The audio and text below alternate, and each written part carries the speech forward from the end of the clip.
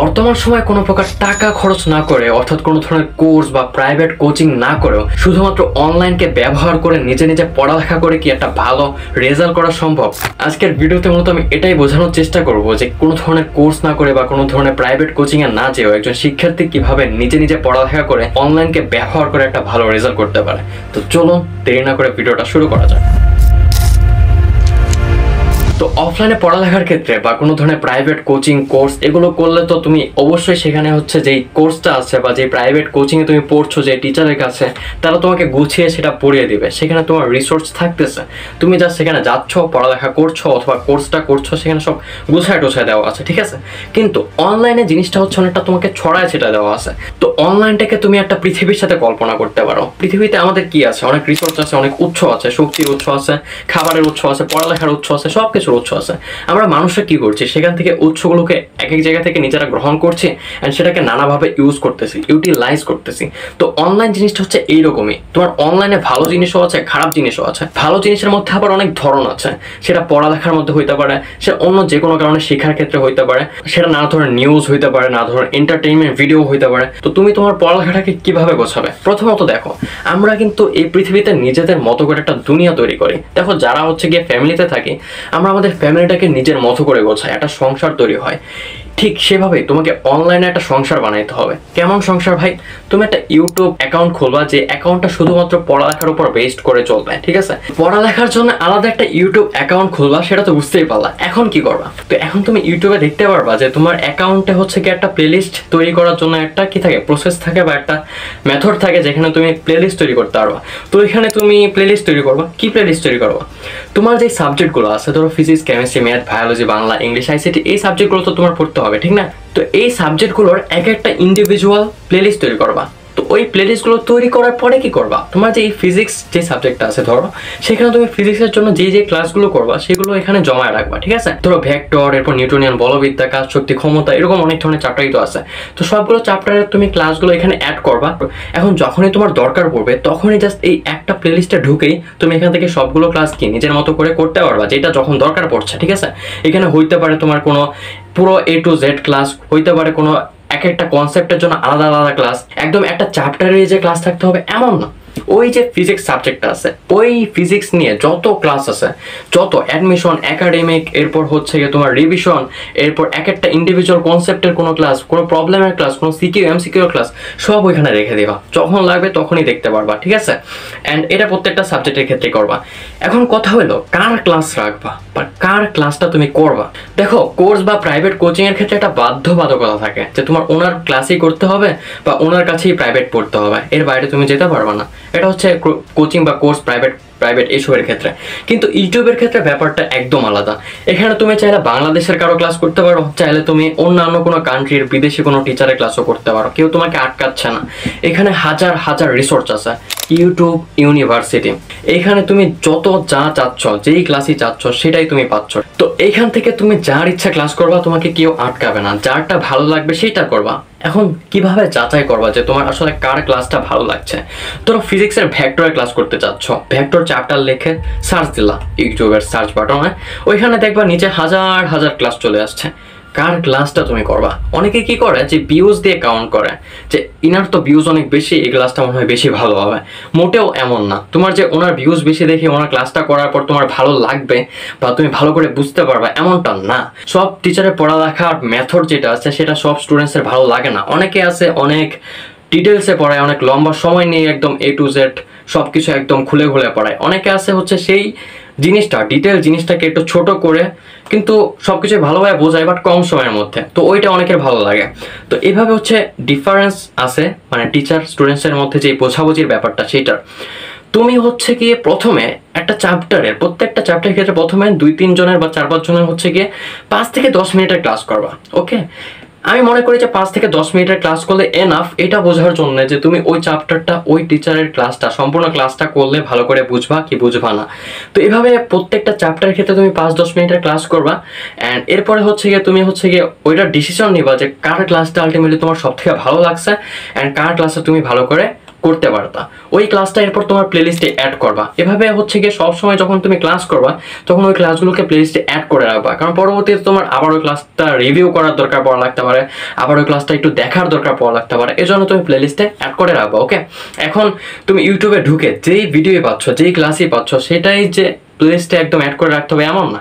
প্লেলিস্টে জাস্ট ওই ক্লাসগুলো, ওই ভিডিওগুলো, ওই কন্টেন্টগুলোই তুমি রাখবা যেগুলো তোমার ফিউচারে কাজে লাগবে, ফিউচারে তোমার এগুলো ম্যান্ডেটরি দেখাই লাগবে, এরকম জিনিস রাখবা, ঠিক আছে? অ্যান্ড ক্লাস করার সময় সব সময় ক্লাসগুলো ডাউনলোড করে দেখবা। ধরো তুমি একটা ক্লাস করতে চাচ্ছ, একটা নিউটনিয়ান বলবিদ্যার একটা ক্লাস করতে চাচ্ছ, ক্লাসটা ডাউনলোড দিলা, অফলাইন হবা, ওয়াইফাই বা ডেটা যেটাই থাকুক না কেন সেটাকে অফ করে দিবা, অফ করে অফলাইন হয়ে ক্লাস করবা। এটা বুঝতেই পারছো কেন করবা, কারণ ইউটিউব তোমাকে ডিস্ট্রাক্টেড করতে চাই, ইউটিউব তোমাকে হচ্ছে সারাদিন আঁকড়ে ধরে রাখতে চাই। ইউটিউবে দেখবা তুমি একটা জিনিস, একটা ভিডিও দেখছো, এন্টারটেনমেন্টের ভিডিও, এই জন্য আর কি প্রথমেই বলছি যে এমন একটা চ্যানেল বা এমন একটা হচ্ছে অ্যাকাউন্ট ইউজ করবা যেখানে জাস্ট তুমি পড়ালেখার জিনিস দেখবা, অ্যান্ড এন্টারটেনমেন্টের জন্য অন্য একটা অ্যাকাউন্ট ইউজ করবা। তো ইউটিউব হচ্ছে গিয়ে তুমি যে কোনো ভিডিও দেখো না কেন নিচের দিকে তোমার অনেক সাজেস্টেড ভিডিও দিয়ে রাখে, তোমার যেগুলো মাথায় আসতে আসে, যেসব এন্টারটেনমেন্ট তোমার দরকার সেগুলোই দেখবা ইউটিউব বুঝে যায় অ্যান্ড ওইগুলোই সাজেস্ট করে। এভাবে তোমাকে সারাদিন ডিস্ট্রাক্টেড করতে চায় ইউটিউব, কারণ তার তোমাকেই দরকার, তোমার যে ভিউজ আছে সেটাই দরকার, তোমার সময়টা তারা নষ্ট করতে চায়। তো তুমি ইউটিউবকে ধোকা দিবা, ইউটিউবকে ধোকা দিয়ে অফলাইন হয়ে ক্লাস টাস করবা, অ্যান্ড তোমাকে তারা কি করতে পারবে না, ডিস্ট্রাক্টেড করতে পারবে না, তোমাকে অমনোযোগীও করতে পারবে না। অ্যান্ড অনলাইনের ক্ষেত্রে সব থেকে বড় যে প্রবলেমটা হয় সেটাই হচ্ছে এই ডিস্ট্রাকশন, ফেসবুকের ডিস্ট্রাকশন, গেমিংয়ের ডিস্ট্রাকশন, ইউটিউবের ডিস্ট্রাকশন, নানা ধরনের ডিস্ট্রাকশন। কারণ এখানে তোমাকে কেউ ফোর্স করে পড়ালেখায় বসাতে চাচ্ছে না, এখানে তোমাকে যে প্রাইভেট কোচিং এর টিচাররা আছে তারা হচ্ছে গিয়ে না গেলে কি করতো, বাসায় ফোন দিত, বা একটা বাধ্যবাধকতা আছে যে ওইখানে টাকা দিয়ে পড়তেছো তো, বা কোর্সটা টাকা দিয়ে করতেছো, ওইখানে তোমার একটা নিজের মনের মধ্যে লাগবে যে টাকা দিয়ে এটা করতেছি, আমার মিস দেওয়া যাবে না। বাট ইউটিউবের ক্ষেত্রে তুমি ফ্রিতে করতেছো, জাস্ট তোমার ডেটা কানেকশন বা ওয়াইফাই এর ন্যূনতম একটা টাকা দিয়ে তুমি ওই ক্লাসগুলো করতেছো বা এইখান থেকে পড়ালেখা করতেছো। তো এখানে তোমার হচ্ছে গিয়ে নিজে থেকে সিরিয়াস হতে হবে যে আমার ভাই এখন ক্লাস করতে হবে, আমার এই ক্লাস না করলে আমি পিছিয়ে যাব, আমার হচ্ছে এটুকু গোছায় নোট করতে হবে, অ্যান্ড নোটটা এমনভাবে করবা যার কারণে হচ্ছে তুমি পরবর্তীতে যদি ওই নোটটা পড়ো, ওই নোটটা বলে তোমার ওই পুরো ক্লাসটা, ওই লেকচারটা তোমার মনে পড়ে যায়, ঠিক আছে? একদম A to Z বইয়ের মতো যদি করে লেখো তাহলে বই আর নোটের মধ্যে কোনো পার্থক্য থাকবে না। আলটিমেটলি তোমার রিভিশন দেওয়ার ক্ষেত্রে ওই নোটটা হেল্প করবে ক্লাসের, অ্যান্ড ওইটা তুমি খুব ছোট করে কয়েক পেজের মধ্যে করার চেষ্টা করবা যাতে করে পরবর্তীতে তোমার ওটা পড়তে বা রিভিশন দিতে সুবিধা হয়। এভাবে ইউটিউবের ক্লাসগুলোকে তুমি কি করবা, ইউটিলাইজ করবা। অ্যান্ড কে সব থেকে ফেমাস টিচার, কে এই বাংলাদেশের সেরা টিচার, ওইটা তোমার দেখার কোনো দরকার নাই। যার ক্লাস তোমার ভালো লাগছে, ধরো একটা নতুন টিচার কয়েকদিন আগে থেকে পড়ানো শুরু করলো, তার যে ক্লাস কন্টেন্টগুলো আছে সেগুলো তোমার ভালো লাগছে, করতে পারো। একটা 10 বছর আগের, 12 বছর আগের কোনো একজন টিচার যিনি হচ্ছে এখন হয়তো পড়ানি না, কিন্তু তখন হোয়াইট বোর্ডে ক্লাস নিতেন, ছোট ছোট ক্লাস, কিন্তু ওই ছোট ছোট ক্লাসগুলোই দেখবা যে ক্লাসগুলো করার পরে তোমার হচ্ছে গিয়ে জাস্ট রিভিশন দিতে বা ক্লাসগুলো করার পর তুমি নিজে নিজেই সব করতে পারছো, ঠিক আছে? 80 ঘন্টা, 40 ঘন্টা, 50 ঘন্টায় একটা চ্যাপ্টার পড়ার কোনো মানে হয় না। একটা স্যার বা একটা টিচার যদি তোমাকে বোর্ডে বা ক্লাসে হচ্ছে গিয়ে তোমার পুরো সকল ম্যাথ, সব ধরনের ম্যাথ তোমাকে করেই দেয় বইয়ের, তাহলে তুমি আলটিমেটলি নিজে কখন পড়বা, নিজে কি কি সলভ করবা, নিজের প্রবলেমগুলো কিভাবে আইডেন্টিফাই করবা, কিভাবে বুঝবা যে তোমার কোন কনসেপ্টে প্রবলেম হচ্ছে। এজন্য সবসময় অনলাইনে ছোট ছোট ক্লাস করার চেষ্টা করবা, যেই ক্লাসগুলো পরে তোমার কনসেপ্টটা ভালো করে ক্লিয়ার হবে, অ্যান্ড প্রবলেম সলভিং তুমি নিজে নিজে করতে পারবা, তোমার কারো হেল্প লাগবে না। অ্যান্ড যদি হেল্প লাগেও তাহলে তুমি ওইটুকু দেখে ওই প্রবলেম সলভিংগুলো ইউটিউবে যদি সার্চ দাও ওইগুলো পেয়ে যাবে, গুগলে যদি তুমি ওই প্রবলেম, ওই কোশ্চেনটা লিখে সার্চ দাও ওইটা পেয়ে যাবে। অনেক ধরনের অ্যাপ আছে যেগুলো তোমাকে ডিস্ট্রাক্টেড হওয়া থেকে অনেকটা বাঁচাবে, যেমন লক মাই ফোন, এখানে তুমি ফোন লক করে নিজে বাসায় ঘরে বসে পড়তে পারো। এরপর তোমার ওয়াইপিটি নামের একটা অ্যাপ আছে যেখানে তোমার দেখতে পারবা যে তোমার দেশি বিদেশি অনেকে হচ্ছে অনেক ধরনের গ্রুপ খুলে ওইখানে টাইমার অন করে একটা গ্রুপের মধ্যে পড়ালেখা করছে, আর এখানে কে কতক্ষণ পড়তেছে, কোন সাবজেক্ট পড়তেছে সবকিছু দেখতে পারবা, ঠিক আছে? তো এইভাবে হচ্ছে কাজে লাগাবা সবগুলো। তো এইভাবে হচ্ছে রিসোর্সগুলো কাজে লাগাইতে হবে। তোমাকে সবাই রিসোর্স দিচ্ছে, দেখতে পাচ্ছ যে একজন কোর্স সেল দিচ্ছে, তার কোর্সটা সেল দিতেই হবে, কারণ তার প্রফেশনই এটা, এটা করে তার যে দৈনন্দিন জীবন আছে সেটা পার করার জন্য তার এটা করতে হবে, ঠিক আছে? কোর্স সেল দিতেই হবে। দেখা যায় যে প্রত্যেক বছর সেম কোর্স লঞ্চ করা হয়, এই একই হচ্ছে থেকে একাডেমিক টু অ্যাডমিশন, এই একই হচ্ছে রিভিশন ক্লাস, এগুলো কিন্তু তোমার আগের বছরগুলো যদি দেখো তুমি কিন্তু ওই পড়ালেখাগুলো শিখতে পারবা। নতুন কিছু তেমন একটা অ্যাড হয় না। বইগুলো এই বইগুলো যেগুলো দেখতে পাচ্ছ এগুলো তেমন একটা চেঞ্জ হয় না, জাস্ট কিছু কিছু বই আছে যেগুলো চেঞ্জ হয়, যেমন বায়োলজি বই এটা মোটামুটি চেঞ্জ হয়।